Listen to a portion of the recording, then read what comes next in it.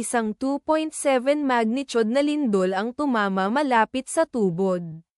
Lanao del Norte, Pilipinas ngayon noong ika-26 ng Hunyo. 2026 sa 54 minuto pasado alas 12 lokal na oras. O noong ika-26 ng Hunyo. 2026 sa 4:16 Coordinated Universal Time. Tulad ng iniulat ng pagtuklas ng bulkan sa website nito. Ang lindol ay matatagpuan sa napakababaw na lalim na 1.0 na kilometro sa ibaba ng ibabaw. Sa mga coordinate latitude 7.97 at longitude 123.9.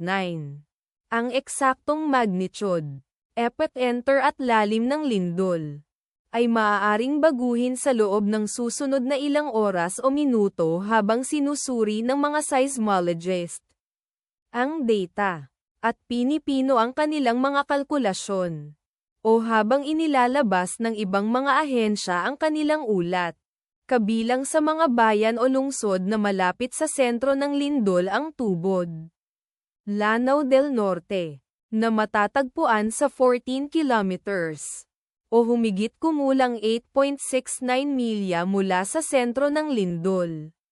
Maranding, Lanao del Norte, na nasa 15 kilometers o humigit kumulang 9.32 milya ang layo.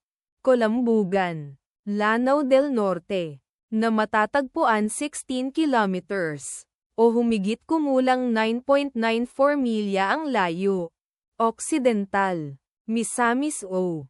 Ang inirerekomendang pagkilos ay maging mapagbantay para sa mga posibleng aftershocks na maaaring mangyari. Ang taya ng panahon para sa lugar na malapit sa sentro ng lindol ngayon ay inaasahang bahagyang maulap sa buong araw na may posibleng mga bagyo.